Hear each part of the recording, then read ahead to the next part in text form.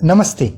आज सरस्वती पूजा के उपलक्ष्य में हम जानेंगे ज्योतिष और शिक्षा के विषय में।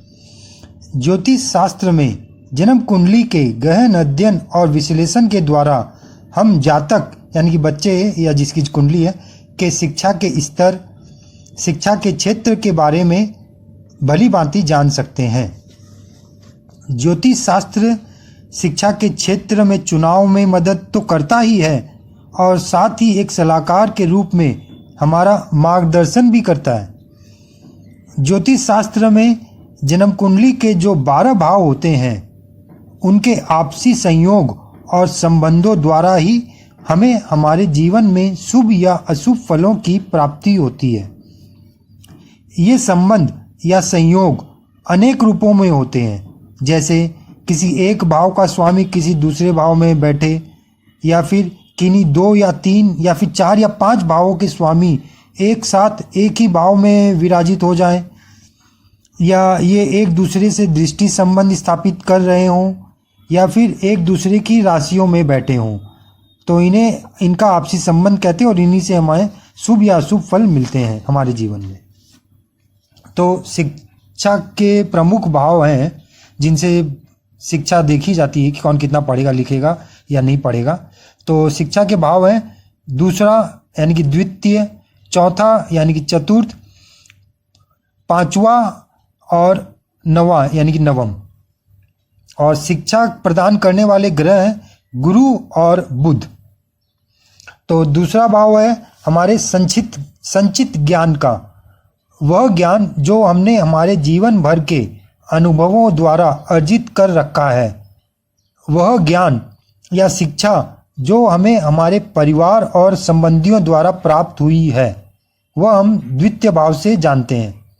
अब चतुर्थ भाव यही शिक्षा का प्रमुख भाव है, मेन भाव है। हमारी प्रारंभिक शिक्षा का, नियमित विद्यालय जाकर शिक्षा प्राप्त करने का यही भाव है। आज के संदर्भ में अगर देखें तो क्लास 12 यानी कि 12वीं तक की शिक्षा का इसी भाव से जाना जाता है। इसके बाद आता है उच्च शिक्षा का भाव, वह है नवम यानी कि 9वां।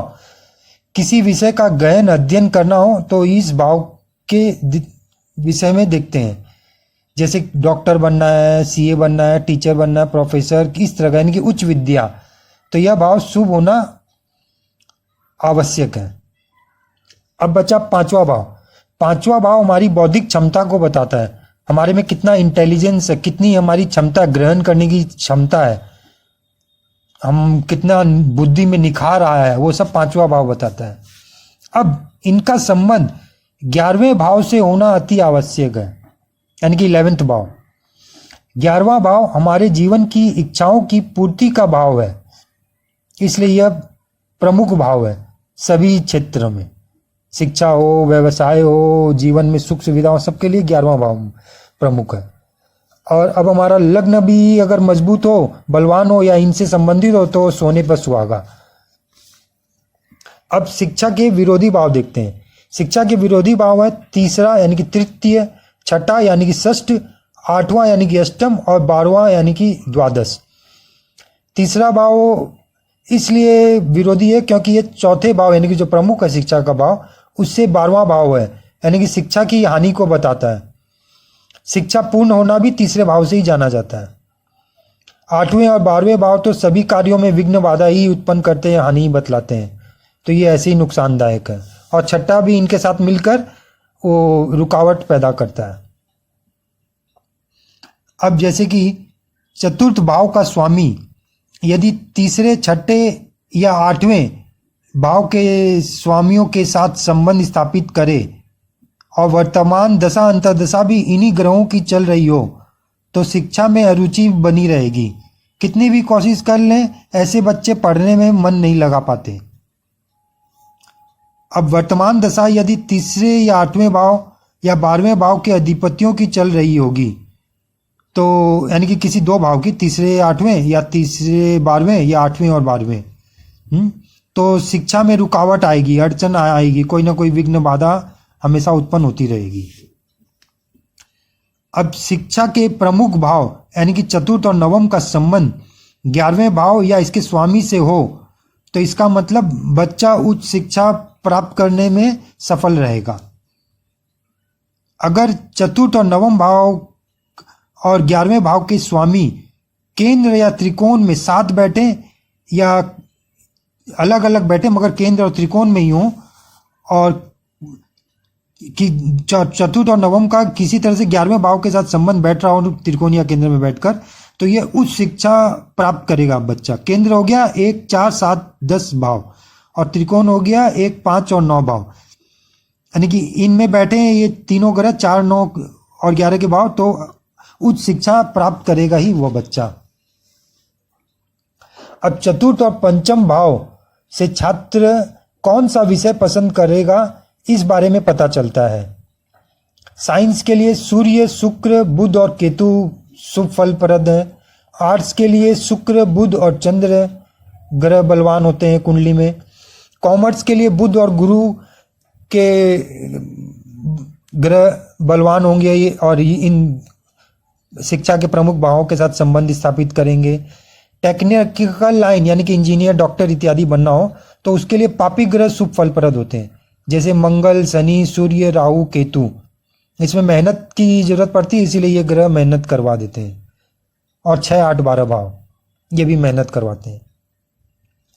अब सूर्य अगर चौथे या पंचम भाव में बलवान हो या उनके साथ संबंध स्थापित करे तो औषधि यानी कि मेडिसिन, साइंस, वेद, इकोनॉमिक्स, राष्ट्रभाषा में रुचि दिलवाता है। चंद्र हो तो सेल्स लाइन, सेल्समैन हुआ, म्यूजिक, कवि, गायन। मंगल हो तो हिस्ट्री, फिजिक्स, लॉजिक्स, इंजीनियरिंग। बुध हो तो मैथ्स, अकाउंट्स, ज्योतिष, ड्राइंग इत्यादि। गुरु हो तो वेद, संस्कृत भाषा, लॉ, इकोनॉमिक्स, फिलॉसफी, इनमें भी रुचि रहेगी। शुक्र हो तो आर्ट्स, लिटरेचर, म्यूजिक, गाना, कवि, नाटक, फिल्म लाइन, ये सब में। शनि हो तो हिस्ट्री यानी कि इतिहास, पुराना ग्रह है ना, ज्योग्राफी, भूमि ग्रह होने के कारण, इंजीनियरिंग, फिलॉसफी। राहु हो तो drama, space science, communication. Ketu हो तो कंप्यूटर्स, अध्यात्म, इन विषयों में जहाँ तक की रुचि रहेगी छात्र की। अब एक कुंडली प्रस्तुत कर रहा हूँ, इससे समझने में आसानी होगी। यह एक गहन अध्ययनरत व्यक्ति की कुंडली है। इस कुंडली में देखिए, प्रथम है लग्नेश बुध पर गुरु की दृष्टि है, दोनों ही शिक्षाप्रद ग्रह का संबंध हो रहा है। चतुर्थ भाव का स्वामी जो कि गुरु है वह एकादश भाव में बैठा है, और वह भी अपनी मित्र और उच्च राशि में कर्क में बैठा हुआ है। तीसरा पॉइंट देखिए, नवम और एकादश भाव का स्वामी द्वितीय भाव यानी कि सेकंड में बैठे हैं, और नवमेश ही द्वितीय भी है यानी कि शुक्र है, द्वितीय भी है। शुक्र और चंद्र द्वितीय भाव में बैठे हैं। अब चौथा पॉइंट देखिए, चंद्र से दसम भाव में गुरु बैठे हैं जो अमला योग एवं गजकेसरी योग दोनों का निर्माण कर रहे हैं। इस कुंडली से हमें समझ में आ गया होगा कि किस तरह से देखा जाता है। पसंद आया हो तो चैनल सब्सक्राइब जरूर करें। धन्यवाद। आपका मित्र रवि भरतिया।